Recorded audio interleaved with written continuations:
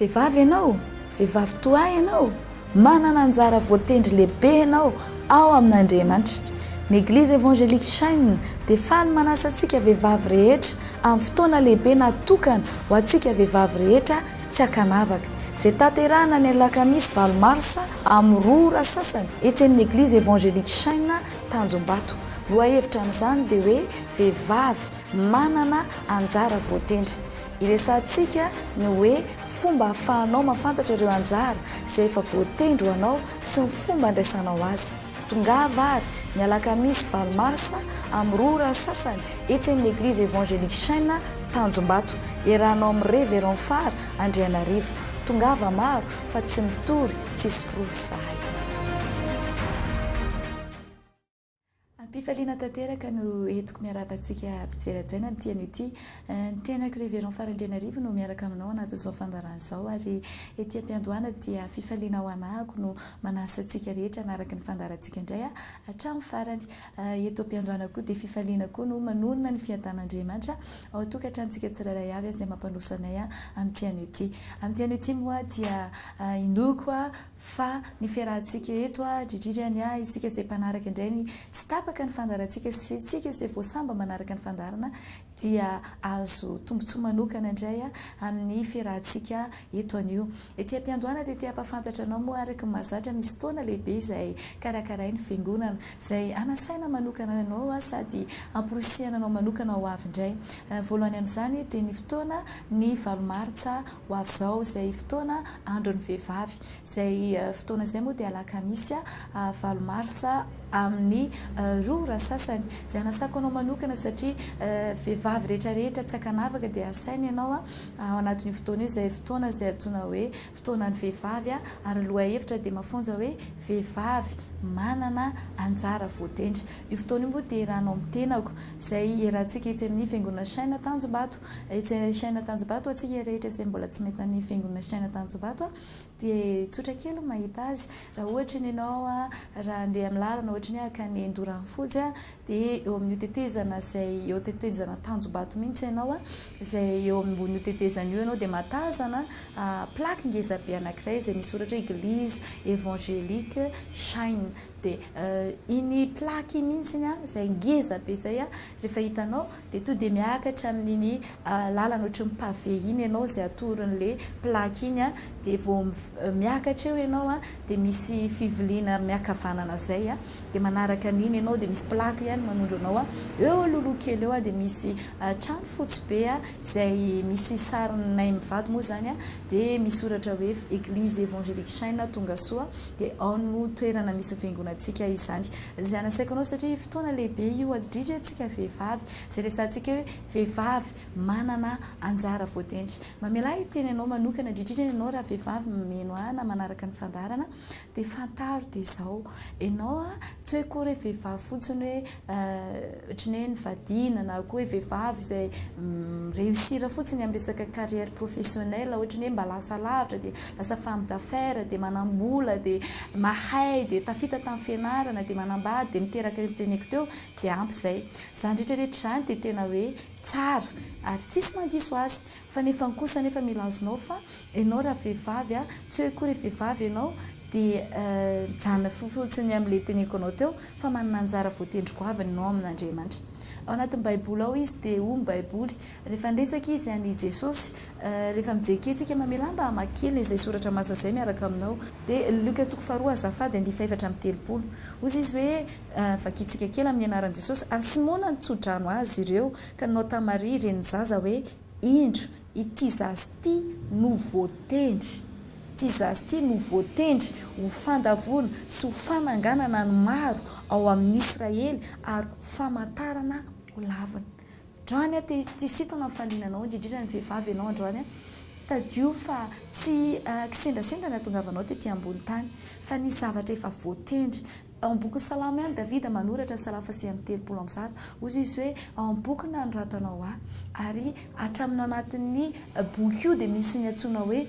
fotoana hatramy voatendry dikan'izany voalohany manana anjara voatendry ianao ary ny fiainanao koa dia efa misy fotoana voatendry tanao na tianana fiainana tsara ary ianao satria be dia be ny olona zao mitsiritra te ho lasa ohatran-dranona te hananana ny anina te vita ny zavatra vitany ana dia andraindray ny olona variana amin'ny copie-coller variana mangalatahaka variana mamerina ny fiainany hafa satria iriny le fiainana fa na tianao ary ny anana fiainana ny olona ka ianao nge zao mba tiako fampifantarina anao afaka mangalatahaka sady tena manao copie-coller ny fiainan'olona ianao fa ny vokatra azo ny tsy voatery vokatra azonao satria tena misy mihitsy ny antsoina hoe anjara voatendry raha tsy voatendry ary tsy omen'Andriamanitra anao io dia ho reraka eo ianao ary reraky ny fikorotana-tsaina sy apoka ny fikorotana-tsaina lava amandra-pahatonga anao lasa ho leo tanteraka ny fiainanao ka tepika dia hoe azavariana miaina ny fiainany hafa ianao fiainao io manana anjara voatendry azavariana mitsiritra fiainany hafa ianao satria tsika indraindray variana mijery makatahaka ny olona mitsiritra fiainany olona mialina ny fiainany olona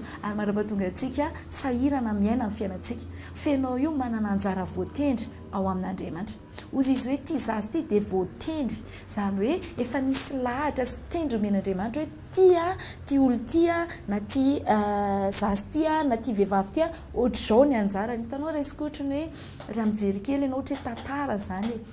ohatrany hoe mety film io izay jerena dia reny olona milalao an'ireny tantara reny dia tsy hoe akory hoe tonga dia eo izy dia ataotao fotsiny izay mahafinaritraritra azy fa efa misy an'ilay script zany hoe misy an'ilay soratra izay mikasika an'ilay tantara ka raha ohatra ilay vehivavy na ilay lehilahy ohatrany hoe ao anatin'ny rôle ny anjarany hoe tia ny anjaranao hoe ianao zany ao anatin'ity tantara ity dia olona mampalahelo dia olona mijaly olona mpahorian'ny vady dia ino ny ataony dia izay resaka ao anatin'iny soratra izay efa voasoratra iny no ataony dia zavatra mitranga dia izao miaina izy amin'ilay tena ohatran'ilay olona mihitsy ary izay lazainy ilay tantara satria izay ny efa voatendry tsy afaka mijoue tantaran'olo-kafa izy fa iny ny efa voatendry ho azy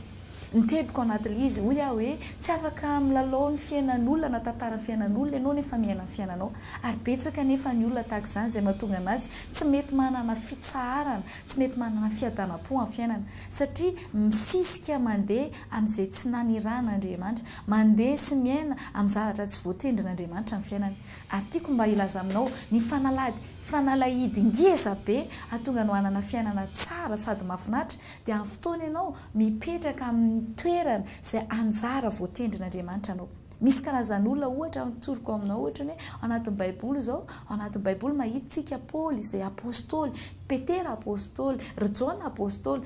John Petera ireo apôstôly hafa ireo samy nampiasain'i Jesosy olona natsoiny Jesosy ireo fa tsy mitovy ny zavatra nampanaovan'Andriamanitra na samy apôstôly ary manana anjara voatendry satria mahita ny apôstôly Paoly ianao na apôstôly izy tsotra ny Petera izay nanambady izay hitantsika hoe Jesosy nanasitrana zao ny rafozam-bavy ny Petera dikan'izany nanambady izy mba toa manana rafozana fa nitepika dia eto Paoly koa dia apôstôly fa Paoly indray dia fanataon'Andriamanitra voatendrin'Andriamanitra tsy hanambady tiako tenenanao dia zao raha toa ianao hisisika hanambady nefa tsy omen'Andriamanitra anao ilay izy dia fampitolona ianao ary raha hisisika indray ianao ohatra indray ohatra ny hoe tsy hanambady hoe za rangahy aleo lehilahy aleo rangahy mitovy daholo manko reny lehilahy reny dia aleo mijanona amin'izao fa ohatra ny mampijaly reny dia aleoko tsy mpanambady raha hisisika koa ianao amin'ny zavatra tsy nametran'Andriamanitra anao dia hisofrira ihany ianao fa fanalahidy ngeza be amin'ny fiainana dia ny hamantaranao ny anjara voatendrinao amin'Andriamanitra ozy izy hoe indro efa voasoratra amin'ny bokinao avokoa na hatramin'ny fotoana izay voatendry ary ozy izy hoe tia zazy ity dia efa voatendry dikan'izany ianao koa manana anjara voatendry ao amin'Andriamanitra izay mety tsy voatery hitovizanao na dia mipaita-po anao nge tsy voatery mitovy anjara voatendry aminao na ray kibo taminao mamanao ary zareo dia tsy voatery mitovy ny anjara voatendry ary eto fotoana izao hidiranao sy ahaizanao mipositionner ny tenanao amin'ny anjara voatendrin'Andriamanitra ho anao satria ao anatin'izy dia ahafantatra hoe ahoana ny ahafahanao mahafantatra ilay izy sy ahafahanao mifaly ao anatin'ilay izy satria raha vao tsy mifaly ao anatin'ilay izy ianao dia tiako milaza aminao andany andronao ianao amin'ny fijaliana sy ny frustration na fikorotana-tsaina lava satria rehefa tsy mipetraka amin'ilay toerana tokony hipetrarana ianao dia ny zavatra hitranga dia izao atsiaro fabangana ary atsiaro ny satisfaction foana ianao izay fataro fa tsy mivola mame an'izany tsy vadiny mame azany tsy ny fahombiazana mame ale izy fa fotoanao mipetraka eo zay ny zava-dehibe indrindrana aolozy izy paoly ankehitriny a no zay natateraka ny fiazakazahako vozy izy paoly ihany manoratra amin'ny korintianina ozy izy hoe fantatsika tsara fa mpiazakazaka dia mahafantatra fa miazakazaka ary raha ihany no mandray loka dia zany eto amin'ity taty a dia toeram-piazakazahana ary amin'ny fotoana ianao diso azakazaka zany hoe miazakazaka ny mpisitany sasany dia fatary fa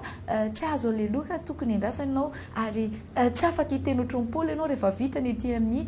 fiainana ety ambany masoandro dia hiteniko hoe natateraka ny azakazako ahako ary tehirizina ozy izy ny satroboninahitra ny fiainana dikan'izany mila vonina ianao hiazakazaka amin'ny pisitanao satria misy satroboninahitra miandry ianao tsy izay miazakazaka rehetra mahazo loka fa mila fantatra hoe aiza mpisita tokony hiazakazahako ary mba hahafahanao mifonsa ny mpistanao iny dia mba hahafahanao maka ilay satroboninahitra ao ambadika izay miandry aorianao ka fotoana izao mataranao hoe aiza marina ny tena tokony hisy aty satria njary mifampitolona ianao ka resantsika vehivavy a manana anjara voatendry satria manana anjara voatendry ianao ny anjara voatendry ny ava tsy voatery anjara voatendrinao fa io tonga miteny baiboly hoe ny tena ny vatana zany dia misy karazany be dehibe ao anatin'ny vatana raha maso daholo ny vatanao dia lasa mampatahotra satria lasa ohatra monstre ianao zay fa misy karazany mety maso mety orona mety vava fa rehetrarehetra eo dia samy manana voninahitra ho azy ary samy manana ny asany tahaka izany koa mety mahita olona mahomby angambany ianao tsara zany fa aza manaiky kirotan-tsaina fahombiazan'ny olona izay efa lasa talohanao mety misy olona efa lasa talohanao nanambady talohanao navita zavatra talohanao fa aza manaiky ianao horeran-tsaina ny fahombiazan'ny olona izay efa lasa talohanao fa io samy manana ny voninahiny io izay teniko anao to hoe ny voninahitry ny vava sy ny zavatra vitan'ny vava dia tsy mitovy ny vitan'ny tanana samy mahavita zavatra eo samy ilaina party amin'ny vatana ray manontolo tahaka izany koa ianao fa ianao aza mieritreritra hoe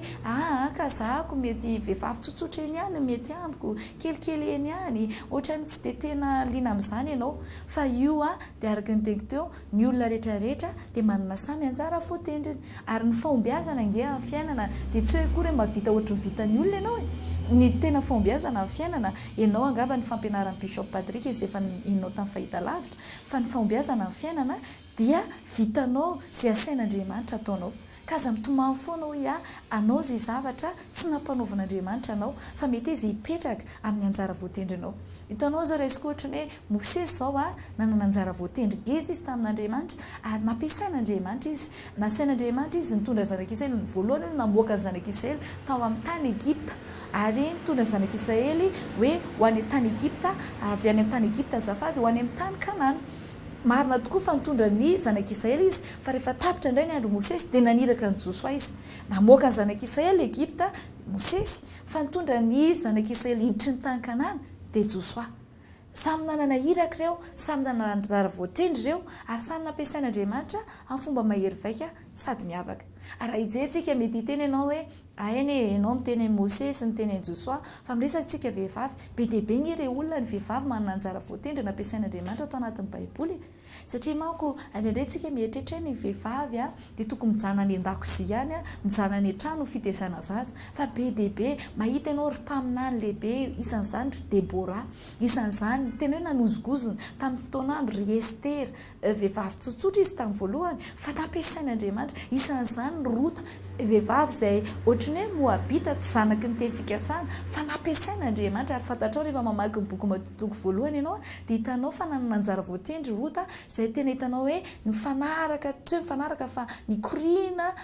izay isan'ndray tamin'ny razambe Jesosy ny fisiany Rota tahaka izany koa ianao mihaino ako angamba mety mieritreritra ianao hoe tsotsotra ianao fa tsy ny amin'ny hoe nitoerana misy ianao midika hoe tsy manana anjara voatendry ianao hitanao reny Jesosy Maria zany ny anarany vehivavy tsotra izy vehivavy tsy hoe koa ireo olona tena hoe niavaka be izy tamin'ny fiarahamonina na ohatra hoe zanak'olona mpanan-karena be izy fa fantatrao tsara fa vehivavy tsotra izy kanefa nokasian'Andriamanitra ny fiainany nandrapatonga anazy tamin'ny alalany fantatrisika tsara fa tamin'ny alalany natongavany Jesosy ary fitahiana ho an'izao tontolo izao mihitsy Jesosy Kristy aza mino fa raha vehivavy ianao mihaino anazy sy manaraka an'izao fandaran'izao inoko fa manana anjara voatendry goavy ianao ao amin'Andriamanitra ary zay no vizintsika sady entintsika anampianantsika vehivavy rehetra ao anatin'io fotoana izay fotoana ny valomarisa ho avy zao io amin'ny 2 ora sasany ka hatramin'ny 4 ora sasany io etsy amin'ny chaîne Tanjobato iarahanao amin'ny tenako reverend farindrainarivo afinaritra ny fotoana raha toa ianao vehivavy te ho avy ao anatin'io fotoana io dia misokatra ho any rehetra io fotoana io tongava manana anjara afinaritra ny fotoana sady hiaraka koa ianao amin'ireo karazana vehivavy maro izay inoko izay iarahantsika eo izay fotoana izay dia tena hitondra fifaliana ho antsika vehivavy ary andraisantsika kasika avy amin'Andriamanitra izay inoko fa anova tanteraka ny fiainantsika satria izao mba tiako tenenanao raha fotoantsika vehivavy mihitsy no tsy malala ny toerantsika sy ny anjara voatendritsika tiako milaza aminao hosahirana ianao na hitondra ny zanakao sy hanangana ny zanakao hosahirana ianao na hiaina hanambady hanakaiky ny vadinao azy rehefa tsy fantatrao ny toeranao fa na ianao variana manily tena na ianao variana manambany tena na ianao variana koa mety atosiky ny ampo diso toerana na ny avinavina amandra-pahatonga anao sady hikorotana ny fiainatokantranonao hikorotana ianao ny fitezanao zanaka ary hikorotana hatrany famponao ary mandra-pahatonga anao tena hoe hikorotana ambany ambony ny fiainanao fa fotoana zao mila ianao positionne ny tenanao satria na ny fiainatokantrano angere olona rehefa mifantatra hoe izy ianao sy ny anjara voatendry rao sy mipetraka amin'izany dia tena tiako milazanao tena hiatraika mihitsy amin'ny anjara voatendry ny zanakao sy ny toy ny tantarany zanakao ny fiainanao sy ny zavatra iainanao mba fantatrao moa mba ny akamaroan'ny zanakitsika angere olona isika vehivavy ny tena miaraka amin'ny ankizy marina fa eo ny ray izay tena isaorana n'Andriamanitra manana ray satria fitahiana manana ray mpianakaviana ao anatin'ny tokantrano ary ozina tsy fananana ray mpianakaviana araka ny teny soratra masina milaza an'izany ao anatin'ny tokantrano kanefa kosa nefany nitantsika koa fa ny vehivavy ny tena presque manana fotoana miaraka amin'ny ankizy ary be dehibe ny toetra ny vehivavy sy ny fisaina ny vehivavy miafekte na misy fiatraikany amin'ny sainany zanany na ny fitondran'ny zanany tokantrano na ny fomba fisainany zanany amin'ny akabeany vokatry ny ataontsika vehivavy ary eo mazava-dehibe koa ny zavatra tokony ataontsika mikasika manoloana an'izany satria rehefa io tonga amin'ny teny bishop hoe tsy afaka hanome izay tsy hanananao ianao na te ame zavatra tsara be ao ny vadinao ary ianao hoe ny tena hoe mba hatonga anazy asoanao satria betsaka koa ny lehilahy mety aomby na mety lehilahy mety hosahirana ny fiainana rehefa sendra ny vehivavy mety manahirana ary rehefa tena tsara koa ny vehivavy dia afaka tena hanana tena lehilahy tena mahomby sy mahavokatra satria misy fiteny izay moa zany fiteny ty resako ty hoe matoa ny lehilahy mahomby dia misy vehivavy tsara ao ambadika manoa anazy ary betsaka ny lehilahy koa mety sahirana satria mety misy vehivavy koa mety manahirana ao ambadika ao azay mahatonga antsika hoe tsy azona tsy niavina mihitsy ny toerana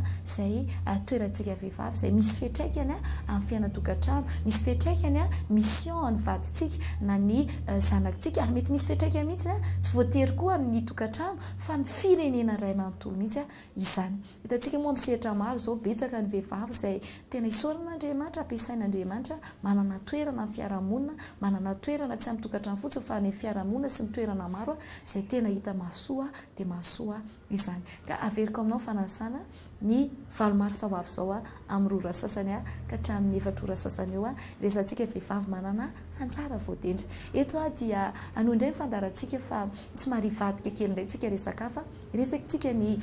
fanasana manaraka izay tiako ampahafantarinao sady dia ny fotoana ny 5 marsa izay amin'ity volana mars ty moa zany izay iarahantsika indray fa itsy ny palais des sports Mahamasina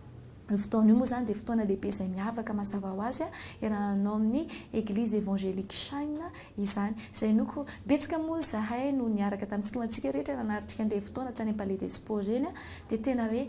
renao sady hitanao azonao tsapahitanana ary misy profo avy hatrany izay azo iainana tsy resabe na ohatrany hoe resaka fotsiny hoe ampivoriana olona dia izay fa tena manamarina ny teny Andriamanitra ary dia miseho ka dia etona dia efa mamporisika anao sady indray amboatra ny programanao hiarakitsika amin'ny 25 mars izany hoe 5 volana mars dia hiaraka itsy amin'ny palais des sports tsika izay efa tsy ho avy tsy ho ela izany fa anoizako indray ny fandaharana dia tianasanao koa ny amin'ny fotoana izay andavanandro ary ty mars ty tsika dia tena tena mino fa tena volana zay omen'Andriamanitra antsika ny volana moa zany ao anatin'ny baiboly dia ozy ny baiboly hoe isam-bolana dia misy vovo vaovao zany hoe isam-bolana dia tokony manantena ianao ahita vokatra vaovao sady vokatra miavaka ka amin'ity volana mars ity ny fotoana andavanandro indrindra ny voanomboantsika amin'ity herinandro ity ny talata sy ny alakamisy amin'ity fanomboan'ity tsika dia resaka indray ny ariva indray ity fotoana ity amin'ny 10 ora sasany ka hatramin'ny 7 ariva etsy amin'iraiky sandohana alakely zay fotoantsika zay resantsika satria mba fantatrao moa fa ny fiainana dia ady ary eto indrindra ny teboka rehefa tsy hainao miady araka ny tokony izy dia ho resy ianao Dredrey mampatalanjona ary hitantsika dredrey ohatran'ireny le film indrindra sonoa tena manao azy hitanao ohatran'ny hoe film Bruce Lee,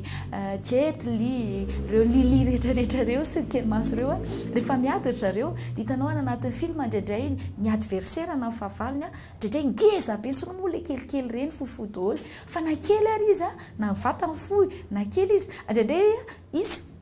sady tsy vitany hoe kely ny vatany fohy izy fa tsisy akory indray fitaovam-piadiana eny tanany tsisy anjy tsisy inina fa dredrey fahavalony sady ngeza be no manana fitaovam-piadiana eny aminy fa magaga dia ty amin'ny voalohany aloha satria film dia ataon'zareo ohatry ny resy izy fa rehefa hitanao farany dia mandresy izy teboka tiako sotoana kely ho falenanao dia izao tsy miankina amin'ny fitaovam-piadiana eny aminao tsy miankina amin'izay zavatra nananao ary ny abeanao na ny fahamarom-pahaizana nananao na mety fianakaviana voanao mahatonga anao andresy amin'ny fiainana fa mila hainao miady satria rehefa hainao miady araka ny tokony izy niadinao dia tsy maintsy mandresy ianao kanefa ny tiany teboka ny fiainana tsy lozanady zany na ivavaka ianao na tsy ivavaka misy foana ny ady raha mbola ety ambany masoandro araka joba tokony fahafito dia milaza fa misy foana ny ady ary eto dia tia apirisika anao satria tsy niady atrehanao diso ngeza loatra tsy fahavalinao diso lehibe loatra ka tsy azo resena fa indraindray tsika araka ny tetoe tsy haitsika miady miatrika le izy sy manao le tokony atao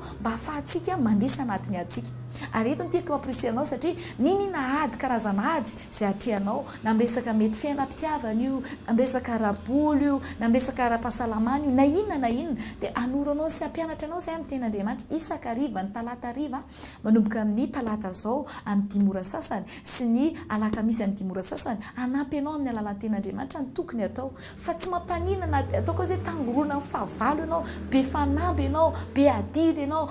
maro ny pression maro ny zavatra maro famaofao ary mandra-pahatonga anao mieritreritra tena sepotra tena tsy vitako ty tena reraka ary mandra-pahatonga anao alay mpanahy mieritreritra rehefa ahafanao miala amin'ireo rehetrarehetra eo dia mitsoaka amin'ny vahaolana ny fitsoahana tompoko tsy mamaha olana ary na hitomany koa ianao tsy mamaha olana ny ranomaso fa misy tokony atao anatin'ilay izy mba hahafanao na firy ary na ohatry ny ahoana ny karazan'olana eo aminao afaka mandresy foana ianao afaka mandroso foana ianao ary tsy voasakana na ravany ininina na trangan-javatra fa raha mandresy ianao androany dia tadiova mbola misy aditra foana tsy maintsy atrehanao ary mety misy vaovao mety misy mihamitombo misy mihalehibe fa tsy olana zany baiboly manko milaza ao anatin'ny siratra maso izy hoe voaomana ozy izy ny soavaly ady fa ny Jehovah ihany no fandresena dikan'izany eto tsy hanoranao miainga amin'ny ohatrany hoe principe resaka ohatrany hoe mety miainga amin'ny fahalalana amin'ny ankapobeny na resaka momba ny psikôlôjia na resaka tsy haiko fa eto amin'ny alalan'ny ten'Andriamanitra dia tesitona falinanao fa misy azo atao tsara tompoko